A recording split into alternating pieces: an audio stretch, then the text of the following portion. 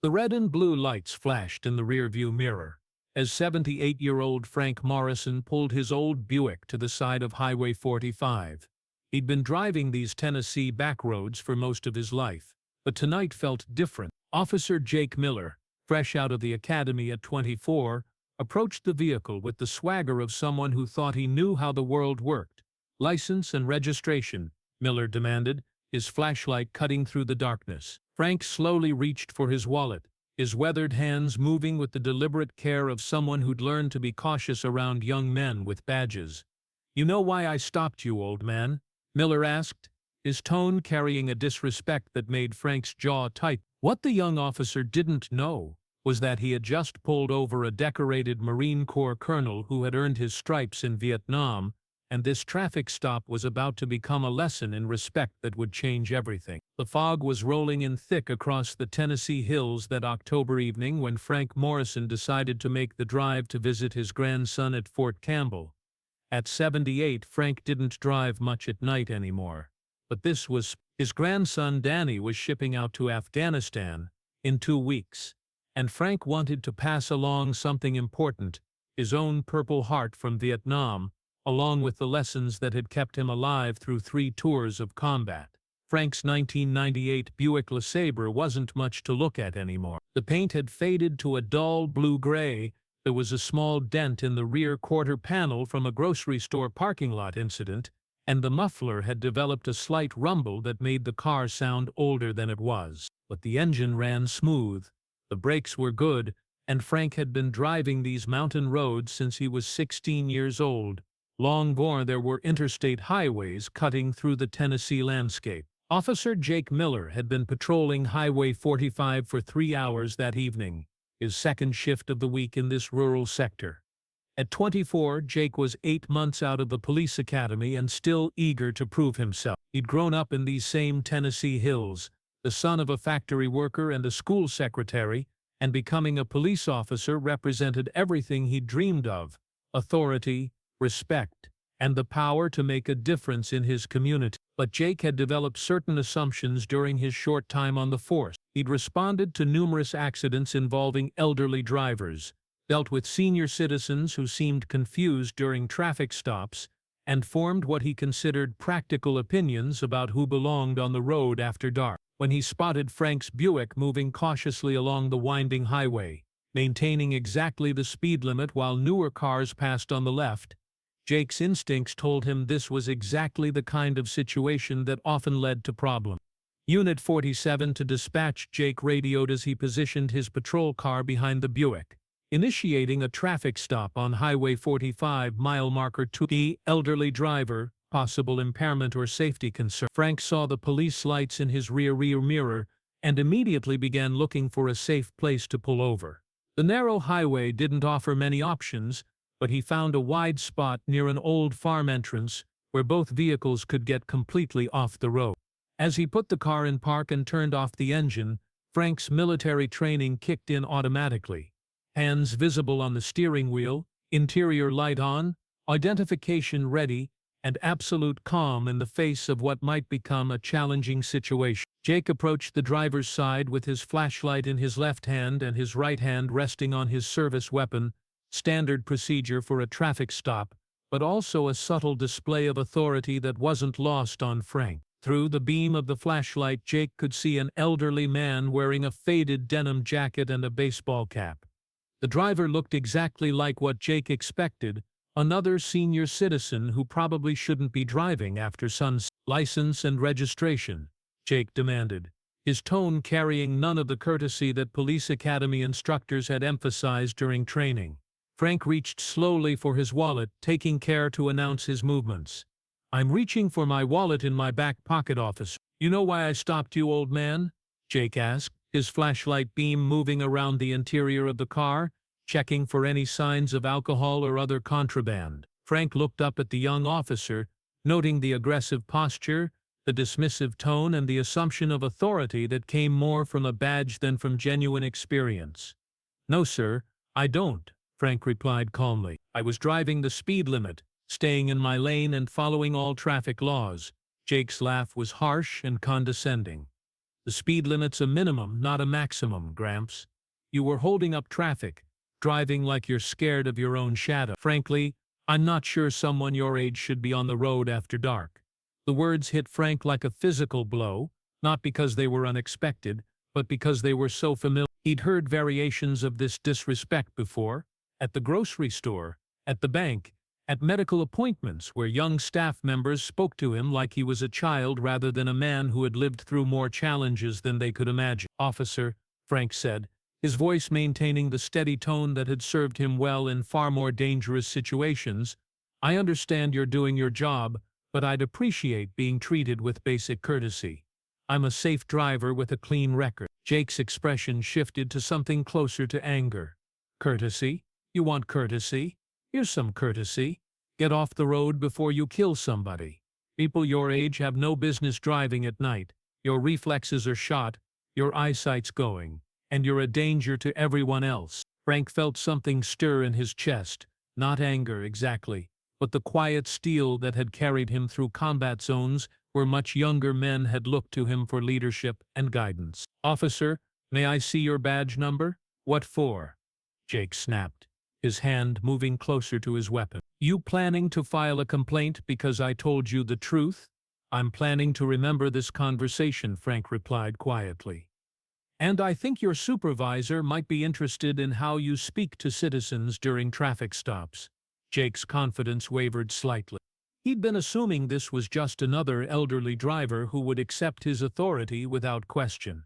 But something in Frank's tone suggested this wasn't going to be as simple as he'd expected. "Look, just show me your license and registration, and we'll get this over with." Frank handed over his driver's license, which showed his full name, Franklin D. Morrison. Jake glanced at it briefly, but didn't really process the information. He was more focused on what he saw as an attitude problem from someone who should be grateful for police protection rather than questioning police authority. "Frank Morrison," Jake read aloud, "says here you're 78 years old. That's exactly what I'm talking about. At your age, you should be home watching TV, not out here putting other people at risk." "Officer," Frank said, his patience beginning to wear thin, "I've been driving for over 60 years without a serious accident. I'm traveling to visit my grandson before he deploys overseas." "Yeah, well, good intentions don't prevent accidents," Jake replied dismissively. "And I bet if I really looked, I'd find some violations. Let me see your registration and proof of insurance." Frank reached into his glove compartment, where he kept his vehicle documents in a neat folder. As he handed them over, several other items became visible in the compartment: military documents, old photographs, and what looked like official certificates of some kind. Jake noticed the military papers but didn't give them much thought. In his experience, lots of old guys claimed military service, and most of them had probably served in non-combat roles or for very short periods. It wasn't that he disrespected veterans, but he'd learned to be skeptical of elderly men who seemed to think military service from decades ago should automatically earn them special treatment. "What's all that military stuff?" Jake asked, his tone suggesting it was more of an annoyance than something worthy of respect. "Service records," Frank replied simply. "I served in the Marine Corps." "Yeah, I figured," Jake said with a smirk. "Let me guess. You were a hero. Saw combat, saved some lives, earned some medals. That's what they all say." The dismissive tone was like a match to gasoline for Frank. In 60 years since leaving the Marines, he'd never used his military service to demand special treatment or gain advantage in civilian situations. But being mocked for his service by someone who had never faced anything more dangerous than a traffic stop was almost more than he could bear. "Officer," Frank said, his voice taking on an edge that Jake didn't recognize, "I'd prefer not to discuss my military service. I just want to complete this traffic stop and continue to my destination." "Sure you do," Jake replied. "Look, here's what's going to happen. I'm writing you a citation for impeding traffic flow, and I'm strongly recommending that you consider whether you should still be driving. Maybe it's time to hang up the keys and let younger people handle the roads."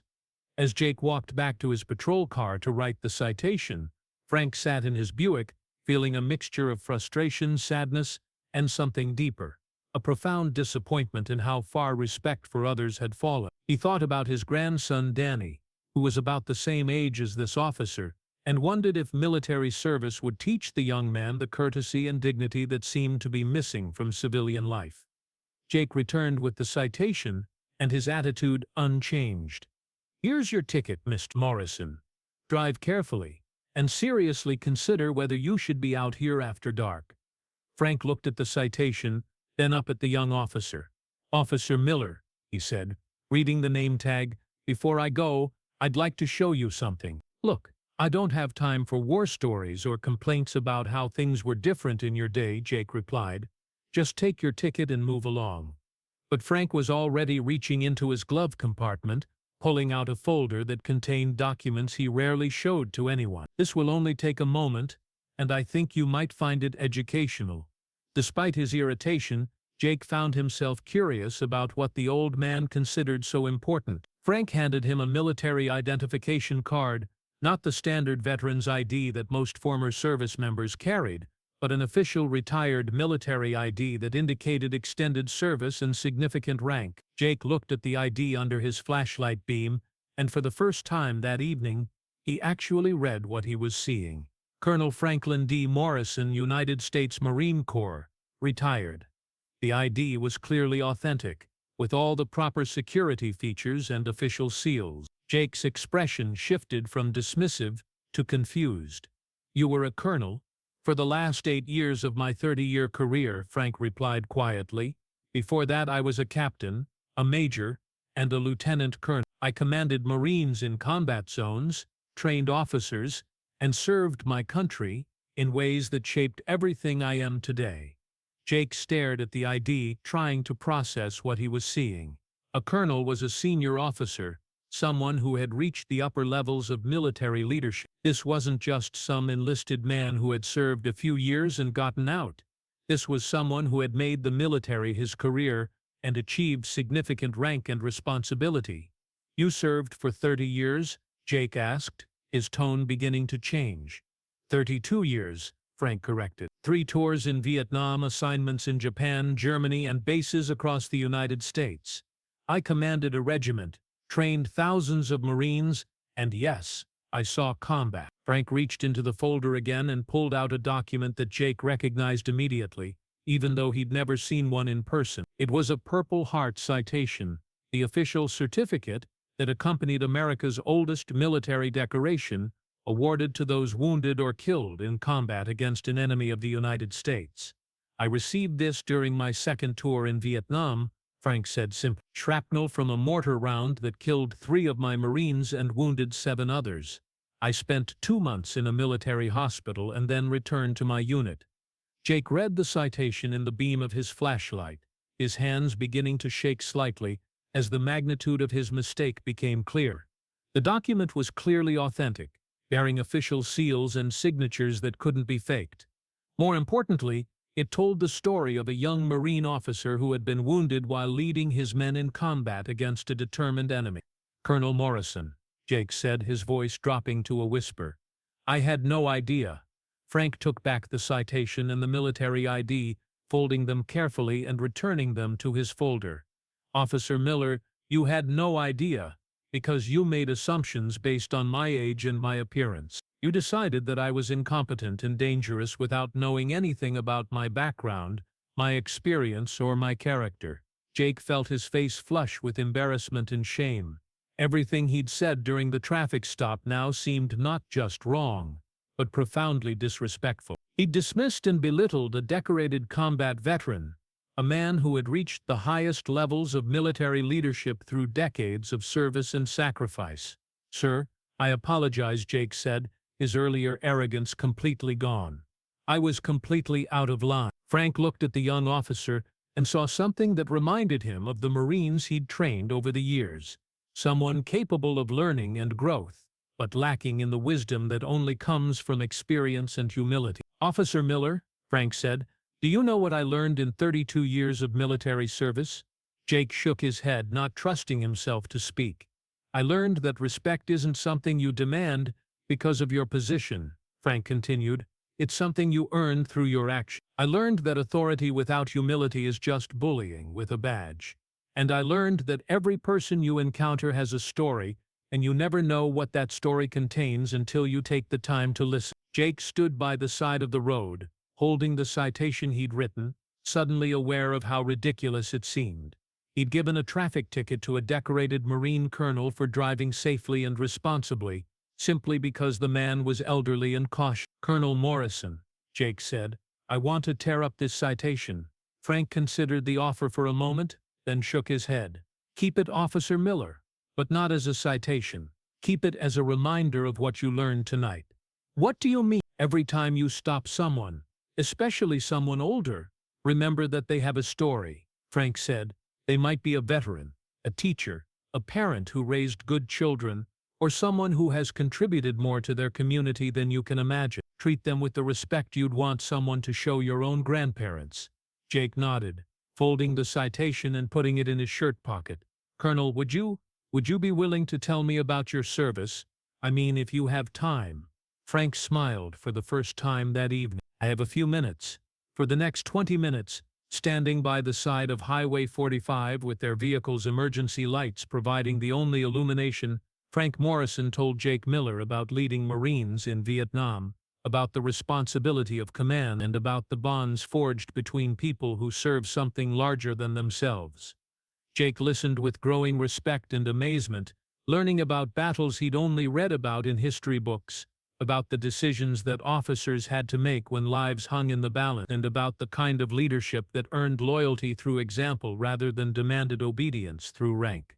"Colonel," Jake said when Frank finished his stories, "I don't know how to apologize for how I treated you." "You apologize by remembering," Frank replied, "and by treating the next person better than you treated me." Jake stood at attention and rendered a proper salute, something he'd learned in high school ROTC but had never used in a real situation. Frank returned the salute with the precision that comes from decades of military ceremony. "Colonel Morrison, it's been an honor," Jake said. Frank smiled and extended his hand for a handshake. "The honor is mine, Officer Miller. Stay safe out here." As Frank drove away, continuing his journey to Fort Campbell, Jake stood by his patrol car processing what had just happened. He'd started the evening convinced that he was doing important work protecting the public from dangerous elderly drivers. He was ending it with a profound understanding of how much he still had to learn about judgment, respect, and the kind of person he wanted to become. Jake Miller never forgot that traffic stop. He kept Frank's citation in his wallet for the rest of his career, and whenever he felt tempted to judge someone based on their appearance or age, he remembered the decorated Marine colonel who had taught him the difference between authority and leadership. 3 weeks later, Jake received a letter at the police station. It was from Danny Morrison, Frank's grandson, writing from Afghanistan to thank the officer who had shown his grandfather respect during a traffic stop. The letter included a photo of Frank pinning his Purple Heart on Danny's uniform before the young soldier deployed overseas. "My grandfather told me about meeting you," Danny had written. "He said you reminded him of the Marines he used to train, good people who just needed someone to show them the way. Thank you for treating him with the respect he deserved. It meant more to him than you'll ever know." Jake framed the letter and hung it in his office, where it served as a daily reminder of the most important lesson he'd learned as a police officer, not from a training manual or a supervisor, but from a 78-year-old Marine colonel who had taken the time to teach a young man about dignity, service, and the true meaning of respect. Frank Morrison continued making his monthly drives to visit his grandson, and every time he passed through Jake Miller's patrol sector, the young officer would wave from his patrol car. Sometimes they would stop and talk, with Jake asking questions about leadership and Frank sharing the wisdom he'd gained over decades of service. The citation that Jake had written that night became something neither man would ever forget, not as a symbol of disrespect, but as a reminder of how quickly understanding can replace ignorance when good people are willing to listen and learn from each other. Years later, when Jake Miller became a training officer himself, he would tell new recruits about the night he stopped a Marine colonel and learned the most important lesson of his career. He would emphasize that every person they encountered on patrol had a story worth respecting,